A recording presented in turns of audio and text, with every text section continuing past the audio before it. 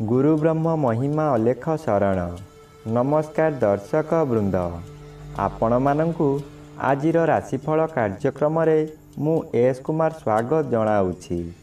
प्रतिदिन निजर राशिफल जानिबा पाई गुरुकृपा यूट्यूब चैनल को सब्सक्राइब करंतु और पाखरे थिबा बेल आइकन को प्रेस करी ऑल नोटिफिकेशन ऑन करी दियंतु, जहा फଳରେ आमे जेतेबेले वीडियो अपलोड करिवो प्रथमे आपण वीडियो देखि पारिबे।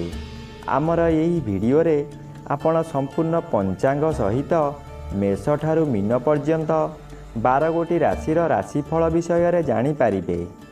वीडियो को दयाकरी शेष पर्यंत देखंतु। वीडियोटी भल लागिथिले वीडियो को लाइक करंतु एवं आपणक प्रियजन पाखु शेयर करी जणांतु। एबे आसंतु जानिबा आज दिनर संपूर्ण पंचांग विषय। आज इंग्राजी 2026 मसीहा जुलाई मास 13 तारिख सोमवार, दिल्ली स्वराब्द सन 1433 साल, स्वाधीन भारताब्द 79 वर्ष, महिमाद 199 वर्ष, उत्कल गजपति श्री श्री गजपति दिव्यसिंहदेव महाराजांकर 69 अंक, सौरस्व आषाढ़ मास 29 दिन, चांद्रमते आषाढ़ कृष्ण पक्ष चतुर्दशी तिथि अपराह्न 5 घंटा 20 मिनिट पर्यंत। आजिर सूर्योदय विरजा क्षेत्र को 5 घंटा 12 मिनिट, मिथुन लग्न 4 दंड 48 लिता गते उदय। आजिर सूर्यास्त विरजा क्षेत्र को 6 घंटा 28 मिनिट, धनु लग्न 4 दंड 38 लिता गते अस्त। आज मिथुन चंद्र 60 दंड, आरद्रा नक्षत्र रात्रि 2 घंटा 28 मिनिट पर्यंत। आज जन्मित शिशुर मिथुन राशि शूद्रवर्ण नरगण, रात्रि 2 घंटा 28 मिनिट गते देवगण। आज मृत व्यक्तिर रात्रि 2 घंटा 28 मिनिट गते एकपाद पुष्कर दोष, निषिद्ध खाद्य। आज अपराह्न 5 घंटा 20 मिनिट मध्य बीरी भोजन निषेध अटे, एहा परे आमिष भोजन निषेध अटे। आजिर अमृत जोग प्रातरु दिवा 6 घंटा 50 मिनिट मध्य, दिवा 9 घंटा 38 मिनिट गते 12 घंटा 10 मिनिट मध्य, अपराह्न 3 घंटा 40 मिनिट गते 4 घंटा 34 मिनिट मध्य, अस्तरु रात्रि 7 घंटा 15 मिनिट मध्य एवं रात्रि 12 घंटा 10 मिनिट गते 2 घंटा 17 मिनिट मध्य। आजिर महेंद्र जोग दिवा 2 घंटा 48 मिनिट गते अपराह्न 3 घंटा 40 मिनिट मध्य, अपराह्न 4 घंटा 35 मिनिट गते 5 घंटा 30 मिनिट मध्य एवं रात्रि 8 घंटा 34 मिनिट गते रात्रि 10 घंटा मध्य। आजिर काल बेला दिवा 7 घंटा 8 मिनिट गते 8 घंटा 31 मिनिट मध्य, आजिर 12 बेला दिवा 1 घंटा 21 मिनिट गते अपराह्न 3 घंटा 1 मिनिट मध्य। आजिर काल रात्रि रात्रि 7 घंटा 44 मिनिट गते 9 घंटा 4 मिनिट मध्य। आजिर राहु काल सकाळ 7 घंटा 30 मिनिट ठारू पूर्वाह्न 9 घंटा मध्य। आज कन्या राशिर घात चंद्र, कुंभ राशिर घात नक्षत्र, घात तिथि नाही, मिथुन राशिर घात 12। प्रिय बंधुगण, एबे आसंतु जानिबा मेष ठारू मीन पर्यंत 12 गोटी राशिर राशिफल विषय। राशिचक्रर प्रथम राशि मेष राशि। आज मेष राशि जन्मित व्यक्ति मानक सकाशे तृतीय स्थान रे उभय रवि और चंद्र गोचर करुथिबारु अति शुभ फल प्रदान करिवे। आज आपणकर एही समय रे बहु चेष्टा करी बारंबार विफल हेउथिबा कार्य आपणकर सपक्ष रे जीव। बहु अर्थर मालिक आपण होई पारंती। पूर्वरु खराब थिबा स्वास्थ्य एही समय रे मनर बल वृद्धि पाइथिबारु स्वास्थ्य उत्तम रहिबो। बंधु बांधव माने आज आपणकर प्रशंसा गान करिवे। एबे आसंतु जानिबा राशिचक्रर द्वितीय राशि वृष राशि विषय। आज वृष राशि जन्मित व्यक्ति मानक सकाशे द्वितीय चंद्र ଅନ୍ୟ ଗ୍ରହ ଦ୍ୱାରା ବାଧା ପାଉଥିବାରୁ ଆଜି ଆପଣଙ୍କୁ କିଛି ବ୍ୟକ୍ତି ଅସହଯୋଗ କରୁଥିବା ସ୍ଥଳେ ଅନ୍ୟ କିଛି ବ୍ୟକ୍ତି ସହଯୋଗର ହାତ ବଢ଼ାଇ ଆପଣଙ୍କୁ ଉଚ୍ଚକୁ ଉଠାଇ ନେବେ। ବାଧା ଆସୁଥିବା ସ୍ଥାନରୁ ବିଳମ୍ବରେ ହେଉ ପଛେ ସଫଳତା ମିଳିବ। ଆପଣଙ୍କର ଉଦ୍ୟମ ଫଳପ୍ରଦ ହେବ। ଆଜି ଉତ୍ତର ଦିଗରୁ କୌଣସି ବ୍ୟକ୍ତି ଆପଣଙ୍କ ସହିତ ଯୋଗାଯୋଗ କରି ଶୁଭ ଖବର ଦେବେ ଓ ଆଗାମୀ ଦିନ ସକାଶେ ଆୟର ସନ୍ଧାନ ଦେବେ। ଏବେ ଆସନ୍ତୁ ଜାଣିବା ରାଶିଚକ୍ରର ତୃତୀୟ ରାଶି ମିଥୁନ ରାଶି ବିଷୟରେ। ଆଜି ମିଥୁନ ରାଶି ଜନ୍ମିତ ବ୍ୟକ୍ତିମାନଙ୍କ ସକାଶେ ଜନ୍ମର ବି ବାଧାପ୍ରାପ୍ତ ଅଛନ୍ତି ଓ ଶ୍ରୀଚନ୍ଦ୍ର ଗୋଚର କରୁଛନ୍ତି। ଆଜି କିଛି ଶୁଭ ଫଳ ମିଳିବ। ଏହି ସମୟରେ ଗୃହରେ କିଛି ମାଙ୍ଗଳିକ କାର୍ଯ୍ୟ ହୋଇପାରେ। ଖୁବ୍ ଧୁମଧାମରେ ଆନନ୍ଦ ଉତ୍ସବ ପାଳିବେ। ନିଜ ପାଖରେ ଅର୍ଥ ଥାଉ କି ନ ଥାଉ ସ୍ୱାଦିଷ୍ଟ ଭୋଜନ କରି ନିଜେ ଭୋଜନ କରିବା ସହିତ ପରିବାର ଲୋକଙ୍କୁ ଖୁଆଇ ଆନନ୍ଦ ଅନୁଭବ କରିବେ। କିନ୍ତୁ ଆଜି ଯଦି କୌଣସି ସ୍ଥାନକୁ ଯାତ୍ରା କରିବାର ଅଛି ତେବେ ସ୍ଥଗିତ ରଖନ୍ତୁ। ଏବେ ଆସନ୍ତୁ ଜାଣିବା ରାଶିଚକ୍ରର ଚତୁର୍ଥ ରାଶି କର୍କଟ ରାଶି ବିଷୟରେ। ଆଜି କର୍କଟ ରାଶି ଜନ୍ମିତ ବ୍ୟକ୍ତିମାନଙ୍କ ସକାଶେ ଦ୍ୱାଦଶ ଚନ୍ଦ୍ର ଅନ୍ୟ ଗ୍ରହ ଦ୍ୱାରା ବାଧା ପାଉଥିବାରୁ ଅଶୁଭ ଫଳ ମିଳିବ। ଆଜି ମନ ମଧ୍ୟରେ ଦୁଶ୍ଚିନ୍ତା ବଢ଼ିଯିବ। ଆପଣ ଯାହା ବି କରନ୍ତୁ ତହିଁରେ ଖର୍ଚ୍ଚ ବ୍ୟତୀତ ଲାଭର ପ୍ରଶ୍ନ ଉଠୁନାହିଁ। ଏହି ବାଧାପ୍ରାପ୍ତ ଦ୍ୱାଦଶ ଚନ୍ଦ୍ରର ପ୍ରଭାବରେ ଆପଣଙ୍କର ଅତିରିକ୍ତ ବ୍ୟୟଭାର ବଢ଼ିଯିବ। ଆପଣ ହତାଶ ହୋଇଯିବେ। ସୁଖ ସନ୍ଧାନରେ ବିଭିନ୍ନ ସ୍ଥାନକୁ ଯାତ୍ରା କରିବେ। ଶରୀର ଅସୁସ୍ଥ ହେବ।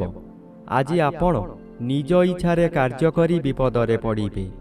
ବନ୍ଧୁବାନ୍ଧବ ଅଶାନ୍ତି ହେବେ। ଏବେ ଆସନ୍ତୁ ଜାଣିବା ରାଶିଚକ୍ରର ପଞ୍ଚମ ରାଶି ସିଂହ ରାଶି ବିଷୟରେ। ଆଜି ସିଂହ ରାଶି ଜନ୍ମିତ ବ୍ୟକ୍ତିମାନଙ୍କ ସକାଶେ ଏକାଦଶ ଚନ୍ଦ୍ର ଅନ୍ୟ ଗ୍ରହ ଦ୍ୱାରା ବାଧା ପାଉଥିବାରୁ ଶୁଭ ଫଳ ବଦଳରେ ଅଶୁଭ ଫଳ ପ୍ରଦାନ କରିବେ। ଆଜି ଆପଣଙ୍କ ଆୟ କ୍ଷେତ୍ରରେ ପ୍ରତିବନ୍ଧକ ଆସିବ। ଯେଉଁ କାର୍ଯ୍ୟ କରି ଆପଣ ଭଲ ଦୁଇ ପଇସା ରୋଜଗାର କରୁଥିଲେ ସେହି କାର୍ଯ୍ୟ କରି ଆପଣଙ୍କୁ ବହୁ କ୍ଷତି ସହିବାକୁ ପଡ଼ିବ। ବନ୍ଧୁମାନେ ଆପଣଙ୍କୁ ବିରୋଧ କରିବେ। ପରିବାରରେ କେହି ସହଯୋଗ କରିବେ ନାହିଁ। ହତାଶ ହୋଇ ଦରିଦ୍ର ପଞ୍ଚାକ୍ଷର ମନ୍ତ୍ର ଜପ କରିବା ବ୍ୟତୀତ ଅନ୍ୟ ଉପାୟ ନାହିଁ। ଏବେ ଆସନ୍ତୁ ଜାଣିବା ରାଶିଚକ୍ରର ଷଷ୍ଠ ରାଶି କନ୍ୟା ରାଶି ବିଷୟରେ। ଆଜି କନ୍ୟା ରାଶି ଜନ୍ମିତ ବ୍ୟକ୍ତିମାନଙ୍କ ସକାଶେ ଘାତଚନ୍ଦ୍ର ଭୋଗ ହେଉଥିବାରୁ ଆଜି ବହୁ ଅସୁବିଧାମାନ ଦେଖାଦେବ। ଆଜି ଆପଣଙ୍କର ମନ ପୂରାପୂରି ଦୁର୍ବଳ ହୋଇଯିବ। କାହାକୁ କ'ଣ କହିବେ ଠିକ୍ ରହିବ ନାହିଁ। ସ୍ଥାଣୁ ପରି ହୋଇଯିବେ।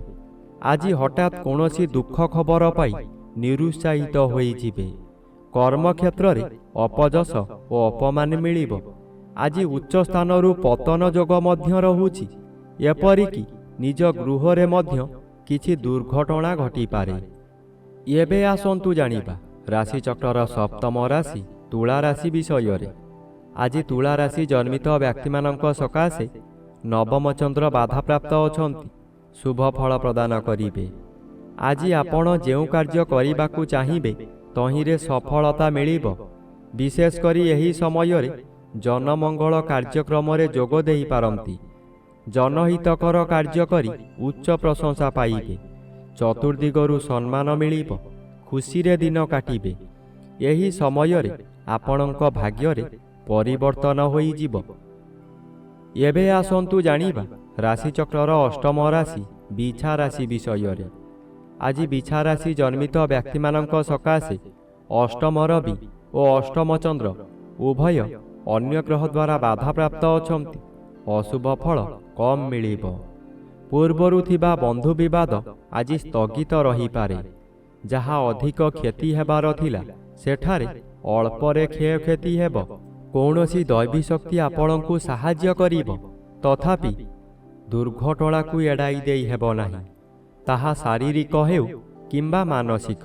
ଆଜି ଆପଣ ପ୍ରଭୁ ପାଦରେ ମନୋନିବେଶ କଲେ ରକ୍ଷା ମିଳିବ। ଏବେ ଆସନ୍ତୁ ଜାଣିବା ରାଶିଚକ୍ରର ନବମ ରାଶି ଧନୁ ରାଶି ବିଷୟରେ।